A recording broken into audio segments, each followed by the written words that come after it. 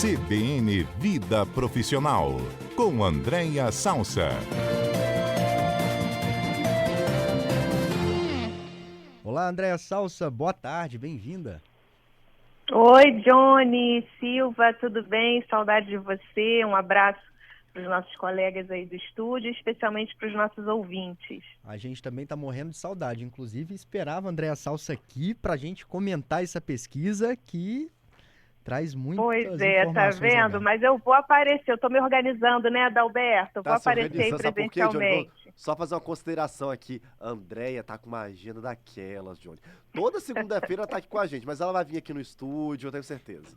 Ô, Andréia, essa pesquisa chamou muito a nossa atenção, viu? Muitas perguntas para te fazer. A pesquisa Carreira dos Sonhos revelou que as pessoas estão muito preocupadas com a qualidade de vida, com a saúde física, mental, emocional, relacionamento familiar, né, o tempo que se dedica aí aos parentes, aos amigos, segurança financeira, e o trabalho e carreira vem lá em quarto lugar, né? O quarto item que é mais citado nessa pesquisa. Qual retrato, assim, você traz pra gente, a sua análise sobre ela?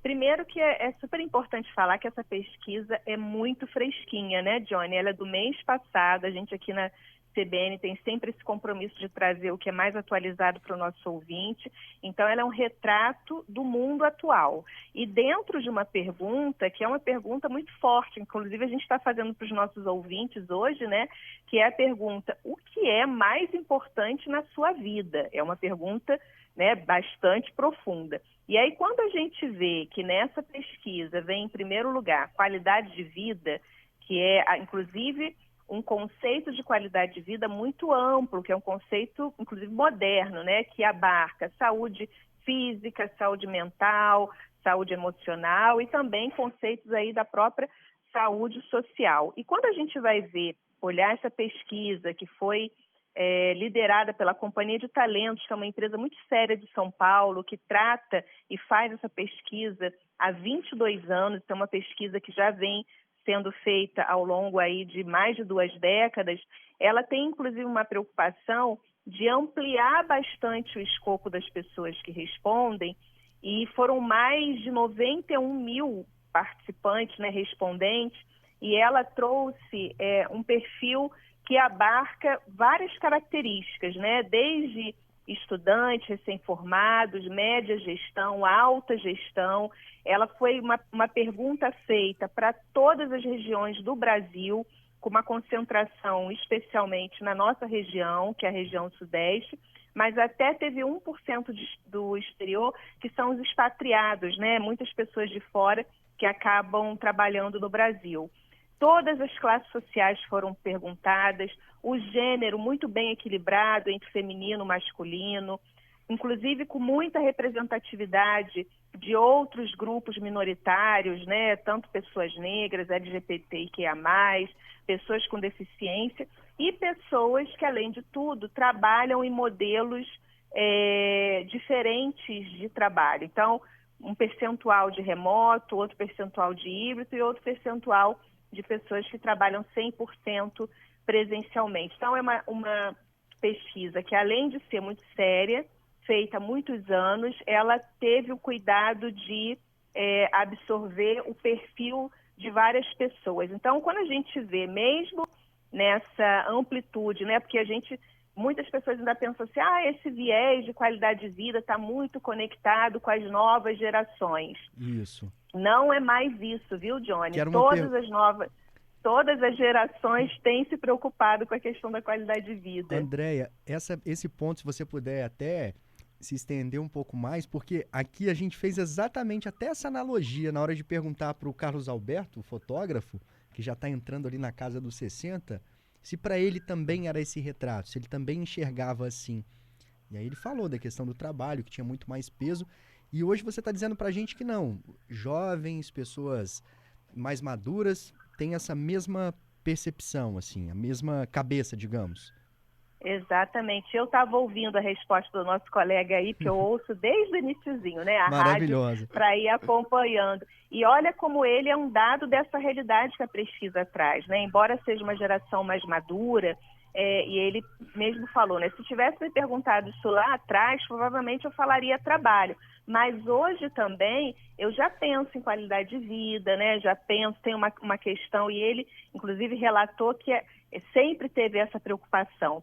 Mas o fato aqui não é nem se as pessoas têm essa preocupação ou não, é o que é mais importante. E aí é um elemento novo e contemporâneo, né? Que é as pessoas colocando isso como um pilar principal. Quando a gente vê, e isso é quase 60% das pessoas da pesquisa respondem esse item que é qualidade de vida. Mas quando a gente faz outros cruzamentos, como por exemplo o segundo lugar, que é relacionamento familiar, que de certa forma está ligado, né, ao aspecto de qualidade de vida, esse percentual ele vai para ali mais, quase, aliás, 70% das preferências, né, das pessoas que foram pesquisadas. Depois, segurança financeira, trabalho e carreira, impactar positivamente a sociedade. E olha o último, né, no ranking aí que a gente separou, ter tempo para a vida social e lazer, que de certa forma também se conecta com qualidade de vida.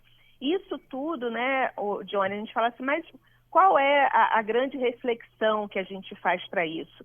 É o ponto de atenção que a gente já traz há um bom tempo aqui no nosso quadro, que é o ambiente de trabalho, empregadores, empresários precisam se alertar para isso. Isso cada vez mais tem sido um elemento para se manter no trabalho, para atrair pessoas, para pessoas se conectarem às marcas empregadoras, porque, inclusive, a pesquisa faz essa conexão da marca empregadora, a construção da marca empregadora e as tomadas de decisões estratégicas das empresas estarem cada vez mais relacionadas a esse elemento de preferência dessa força de trabalho. Andréia, isso é muito interessante, né? Porque demonstra um interesse geral em ter um ambiente de trabalho que seja, de repente, talvez a palavra certa não seja flexível, mas que permita que ele tenha uma vida mais tranquila, que ele veja a esposa, o marido, o filho, que ele consiga, de repente, buscar da escola e ter um pouquinho também de tempo para fazer atividade física, tempo para cuidar da saúde emocional. Como é que as empresas podem fazer para que a gente tenha tudo isso, produtividade, aquelas cobranças que são naturais do mercado de trabalho? É preciso mudar muita coisa dentro das organizações para receber esse novo profissional hoje? Eu entendo, Johnny, que o primeiro passo é reconhecer, tá? É reconhecer que isso é um elemento bastante importante, porque ainda hoje a gente percebe alguns ambientes corporativos negando ou achando que isso é uma bobagem ou subestimando esse elemento.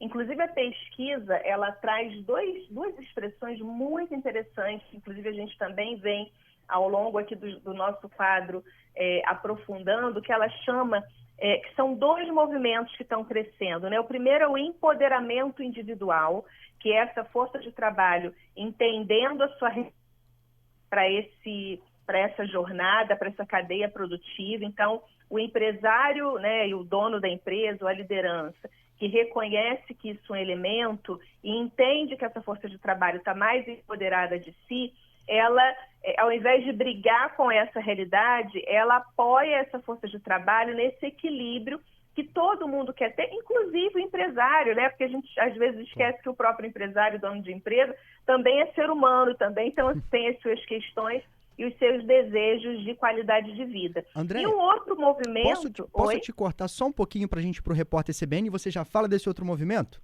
Vamos sim. Fechou, Repórter CBN. CBN Cotidiano de volta. A gente está aqui com a Andréia Salsa, que toda segunda-feira está aqui com a gente, falando do mercado de trabalho, da vida profissional. Não é à toa que se chama CBN Vida Profissional.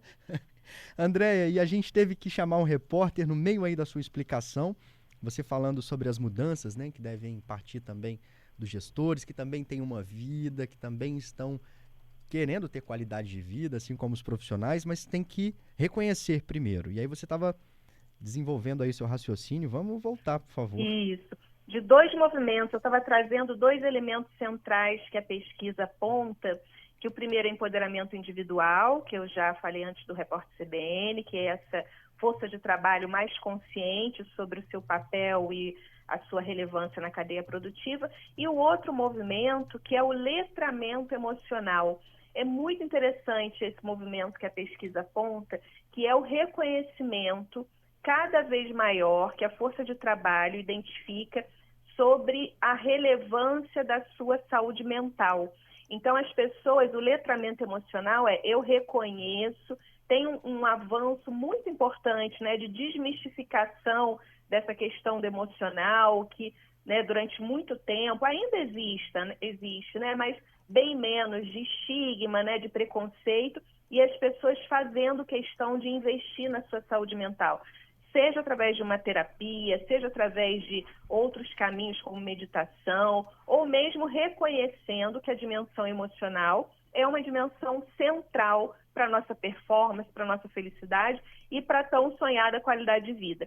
Então, na hora que o empresário, que o líder também reconhece, né, a própria força de trabalho, que essas dimensões são relevantes, ele começa a fazer uma autocrítica do seu atual papel e dos seus atuais processos. Então, trazendo de forma bem concreta, do jeito que a gente gosta de trazer aqui para os nossos ouvintes, né, se eu estou num ambiente de trabalho, né, que eu todos os dias, e a gente sabe que a vida profissional, né, às vezes é necessário a gente fazer um pouco de hora extra, né? Tem, de repente, um projeto mais desafiador naquele dia, então preciso estender um pouquinho. Isso é natural, isso é do jogo, né, da vida profissional. Mas se todos os dias eu faço hora extra, se a minha empresa, inclusive, funciona de segunda a sábado e todas as semanas eu trabalho de segunda a sábado, isso começa a ser um ponto de questionamento para essa força de trabalho que já não quer viver para trabalhar, né, Johnny?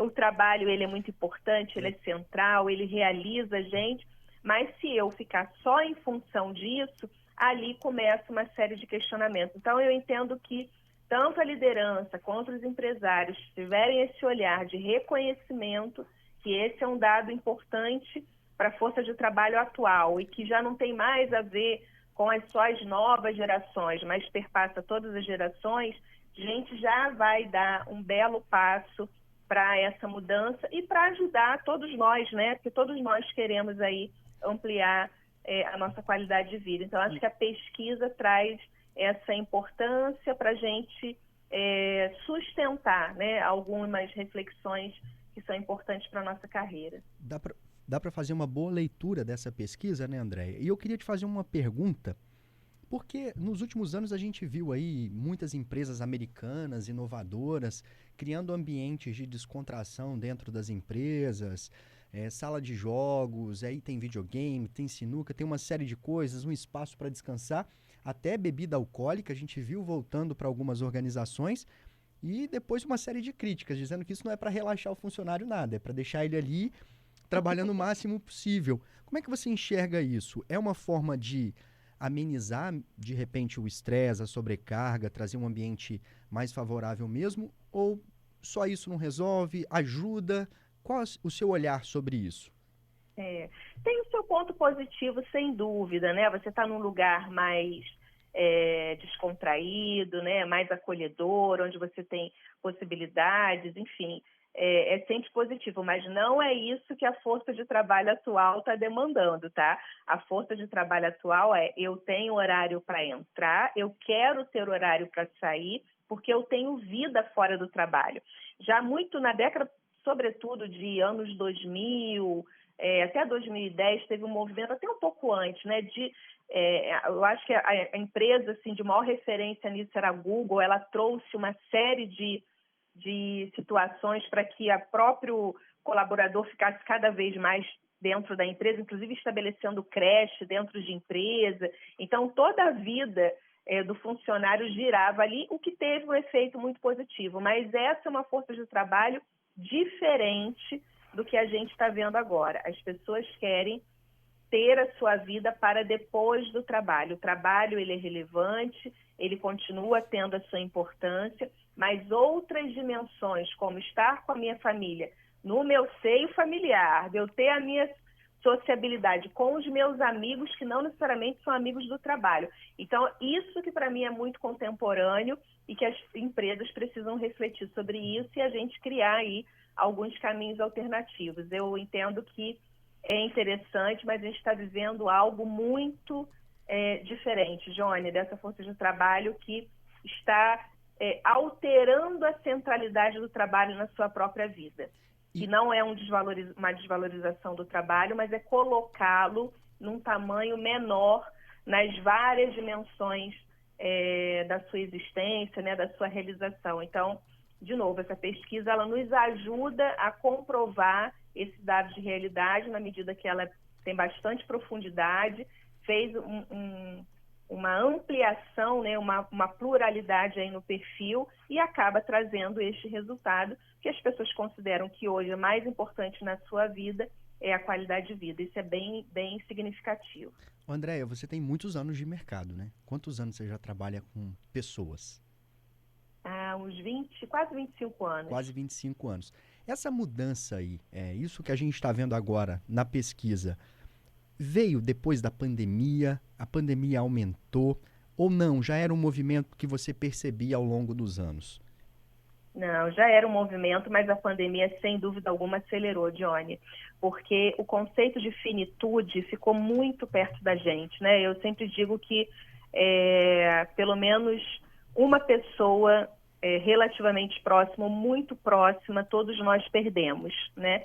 E ali eu entendo que fez muita gente repensar sobre carreira, muita gente repensar sobre prioridade, e isso acelerou fortemente um movimento que já vinha vindo, mas sem dúvida nenhuma a pandemia trouxe, para mim, esse efeito colateral positivo, né? Porque a pandemia trouxe tantos elementos ruins, inclusive a perda de muita gente querida, mas também trouxe uma reflexão sobre a centralidade da vida, sobre o que realmente é relevante, que o trabalho continua sendo muito relevante, mas ele é só mais uma dimensão. As pessoas querem cada vez mais, né, exercitar a sua relação com a família, né, com o seu familiar, com filhos, né? Então, não tenho dúvida, inclusive isso daí não é só a minha percepção, são muitos estudos que têm sido feitos, né, sobre essa dimensão da dor que todos nós vivemos, inclusive globalmente, e o que isso impactou em termos do nosso comportamento. Não é à toa que um dos movimentos, né, bem importante, que a gente inclusive já trouxe aqui no nosso quadro, que é a grande renúncia, que foi um movimento de demissão em massa, ele aconteceu ali no boom da pandemia, quando a gente estava naquela descida, né, onde as pessoas entenderam que aquela vida profissional e aquele lugar profissional e aquele ambiente já não fazia sentido, e muita gente pediu demissão, e muita gente pediu demissão não para ir para outro emprego, mas preferiu estar naquele momento temporário sem emprego do que ficar naquele ambiente profissional. E aí isso é muito significativo, né? Então, sem dúvida alguma, a pandemia acelerou essa alteração de posicionamento da força de trabalho. Andréia, muito obrigado pelo seu comentário de hoje. Permaneceríamos com você aqui por muito mais tempo, mas o nosso tempo é meio curto para um assunto tão complexo assim. Muito obrigado, viu? Eu que agradeço, espero que ajude aí os ouvintes, as pessoas, é sempre a nossa intenção, e até segunda que vem. Até segunda. Posso já fazer uma sugestão aqui para o nosso próximo assunto? Opa, a gente adora. Talvez pode. Você já tenha tratado aqui, Andréia, mas um dado me chamou muito a atenção, que é sobre a proporção de neném aqui no Brasil, né? O Brasil é o segundo país com maior proporção de jovens que não trabalham, nem estudam. E aí você podia comentar isso com a gente. Qual é a faixa etária Legal. que esse problema é mais agravado e o que isso vai impactar, né, na nossa relação de trabalho, no mercado de trabalho nos próximos anos, e os motivos também, que você deve ter muita coisa para falar para a gente sobre esse assunto. Muito legal, Adalberto, anotado, né? Anotado, tá na nossa agenda, André, para a gente tratar então desse tema relacionado aos nenéns. Tá certo. Até semana que vem, Andréia. Até.